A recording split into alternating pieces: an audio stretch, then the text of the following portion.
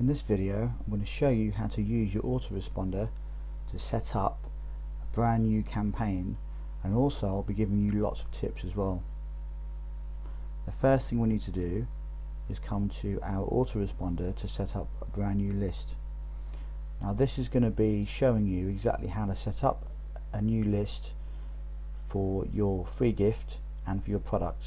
So this is going to show you how to set up a basic list so that you can start building your own email list from your blog and from solo ads, as I've shown you.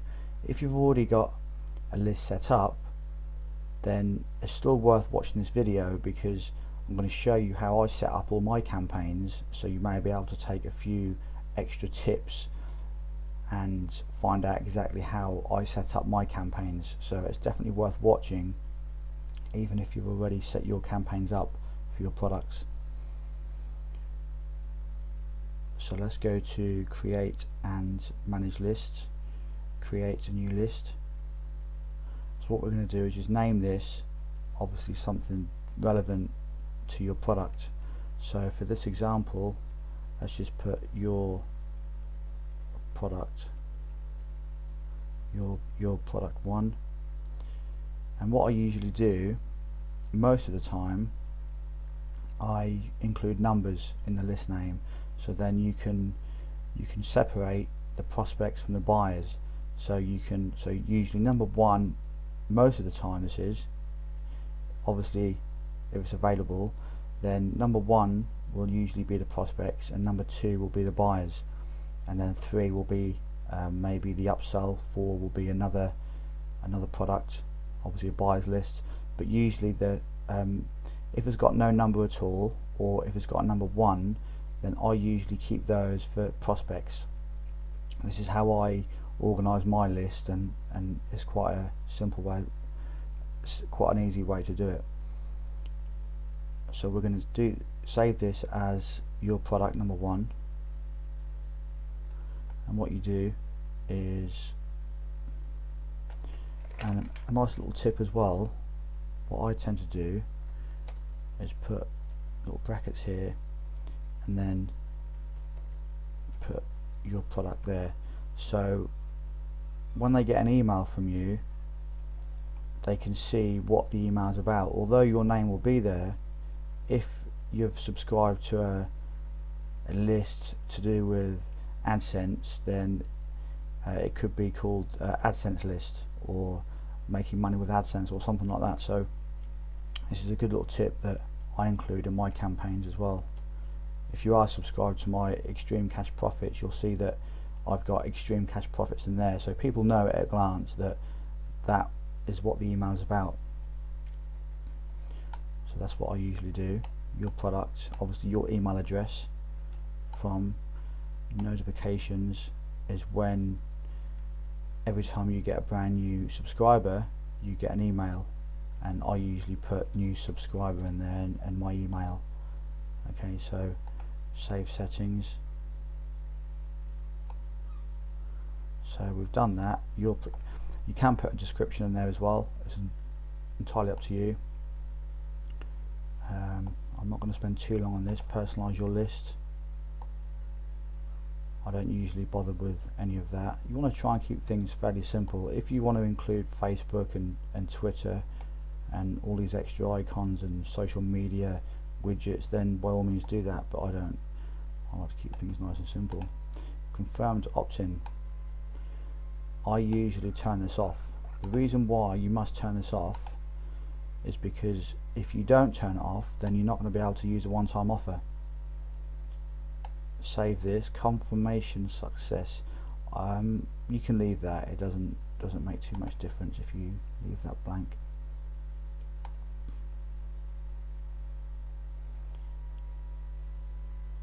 Right, so we've done this. Confirmed opt-in. So what we do now, we've created our new list, which is your product number 1.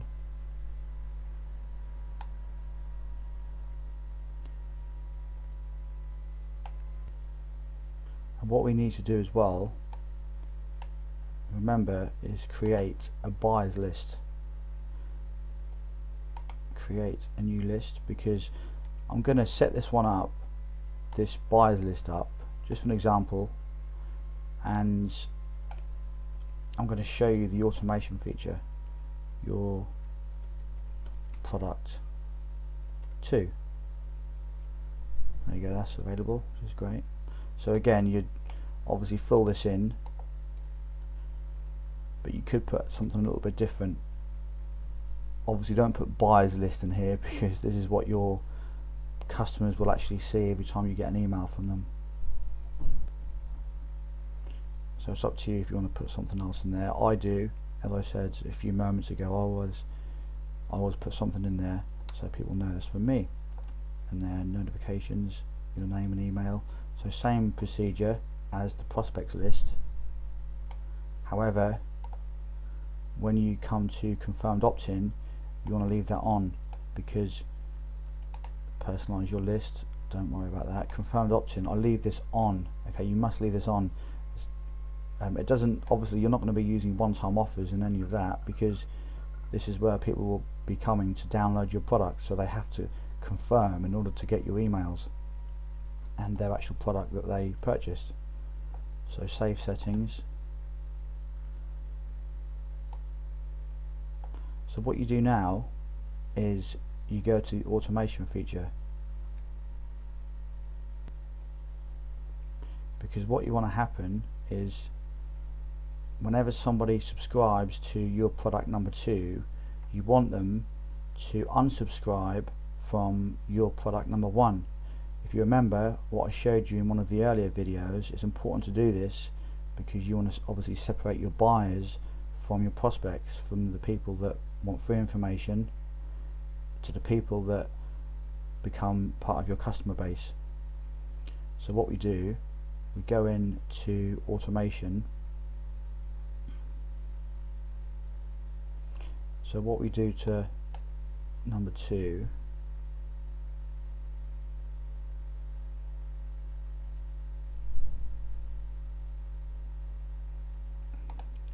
what we do, we'll go to your product number 1 and then unsubscribe from your list product number 1 when lead subscribes to product number 2. Now this is the secret to automatically, remember what I said, your sales funnel needs to work on 99% autopilot. So this is what you do, save automation rule. So as soon as somebody downloads your product or opts into your download page to get your product, they will automatically get unsubscribed from your prospect list and they will be on your buyers list. So this is very important. Okay, so that's vital that you do this step. Now if we go to web forms, if you can see now that we're on your product number 1, so this is going to be your prospects list. We obviously need to create a web form. Now I'm not going to create anything fancy, I'm just going to do this quickly, very quickly, for an example. So we come in here, and what I do as well, this is another little tip, I always put first name only. This is what I usually do because I don't like when people put their first and second name in. It confuses things. This is basically how I do it, so if you want to copy exactly how I set my campaign up, then by all means you can. First name only, save, and then I get rid of this thing at the bottom here because this is just a waste of space, and sometimes I get rid of that as well. And save web form. So first name and email is all you really need. Remember, this is the web form that you're building now so that you can put on your squeeze page. So what we do, settings, name this is going to be your main web form. So I just usually put your product squeeze, and that's usually good enough. And then thank you page, again this is very important because you need, this is probably the most important step, this is when you need to include your one-time offer.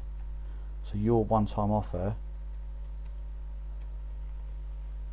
your one-time offer there, that has to be in there, because as soon as somebody subscribes to your list, you will automatically redirect them to your one-time offer, and this is how your sales funnel is going to function. So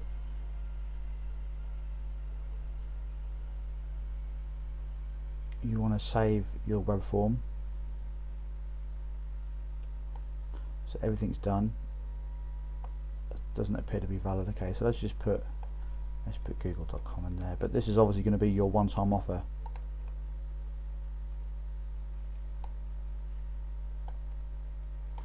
Okay, so now that's done. So save that again. I'm not sure if that's saved. Yep, and then go to publish, and then you get your HTML. I will install my form, raw HTML, and then you've got your web form, and that's done. So that you then put this into your web page. In my case, I would go over to my extreme cash profits and obviously put that in this template here.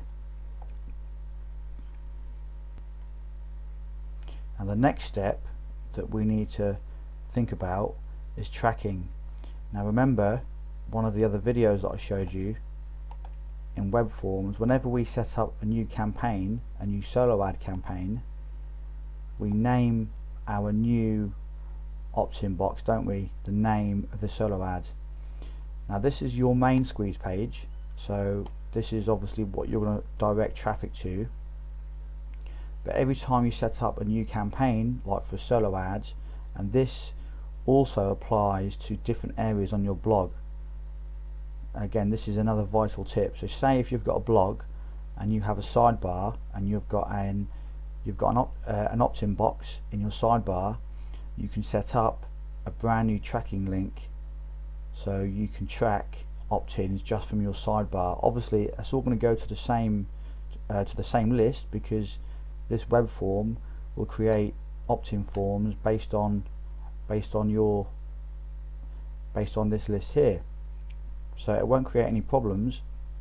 All of your traffic will still go down the same funnel, but you'll just have different opt-in forms so you can track, and so you can identify the most profitable areas where your subscribers come from. And then in a few days or weeks time, or even months, you can see whenever someone makes a purchase, you can see which opt-in box that person come from, or which area around the internet they come from, if you've set different tracking links up, different opt-in boxes. But as I said, I would generally only ever use your blog to funnel traffic to your squeeze page. You can, if you use any external traffic methods, you can send traffic like directly from videos to your squeeze page.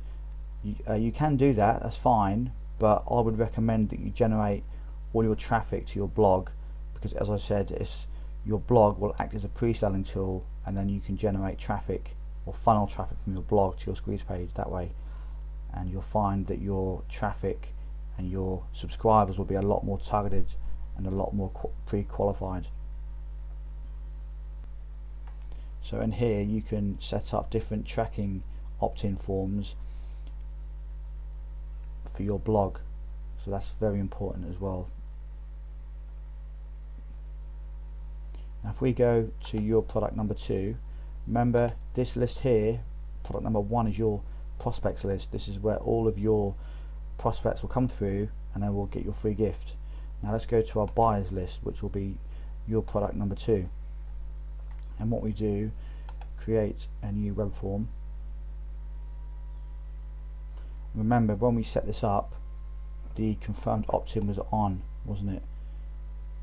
That's important. So we've got our opt-in here. Again, we can change first name.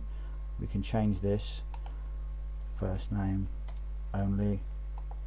You can do that if you like, and save, and then take this off here, take that off there, save web form. Now this particular link here, sorry, not link, opt-in box in front of you, this is going to be settings, this is going to be your download page. So I usually put download page in there. Thank you page, I usually put the smart video version because that's fairly cool.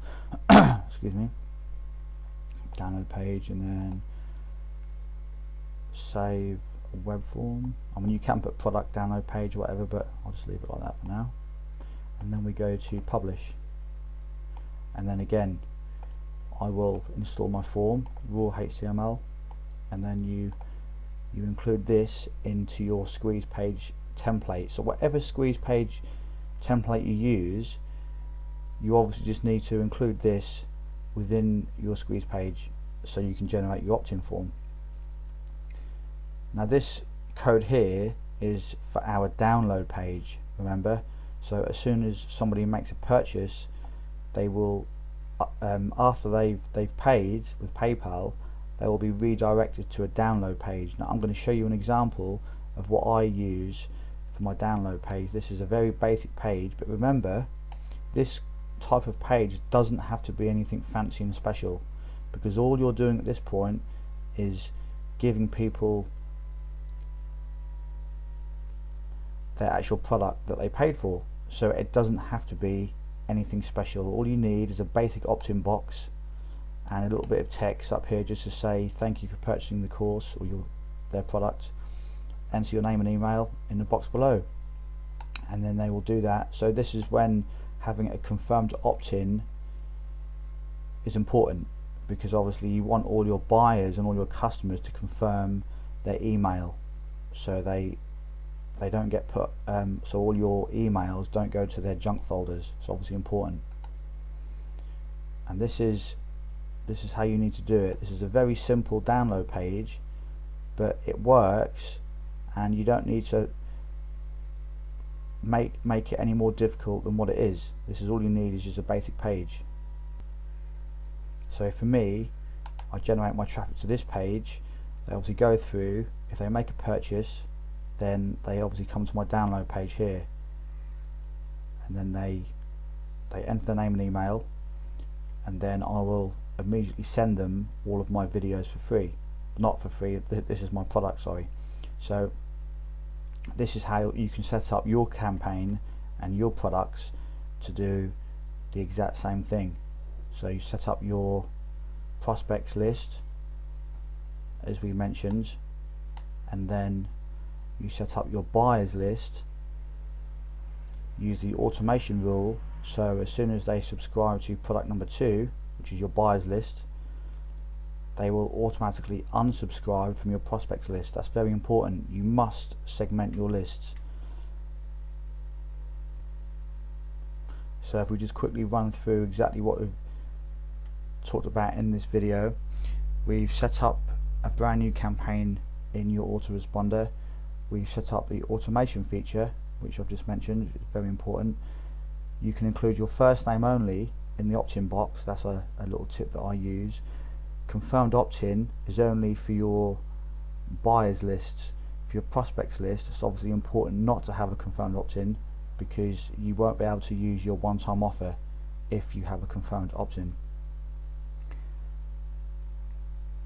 Including, I mean, using your confirmed opt-in, you can still send people to a product after they've confirmed, but it generally doesn't work as well if you send people to their email first to confirm, and then you send them to a product after that, a one-time offer. It doesn't work as well that way. This is why I leave my confirmation off, and I automatically send people the moment they opt in. They get redirected. It works better for me, but again, you can test it and see what works best for you. Including a one-time offer URL in your setup, that's obviously important. Make sure you include a link. Tracking when you use solo ads, and whenever you use different opt-in boxes on your blog. I did briefly go through that. That's obviously very important. And your download page, I mentioned about having a basic page where your customers can download their product, and make sure that the confirmed opt-in is on on your download page but off on your prospects squeeze page. So that's it. There's a lot of information that I've covered in this video, but you can obviously watch it as many times as you wish until you get all the information. So I hope you've enjoyed the video, and I will see you in the next one.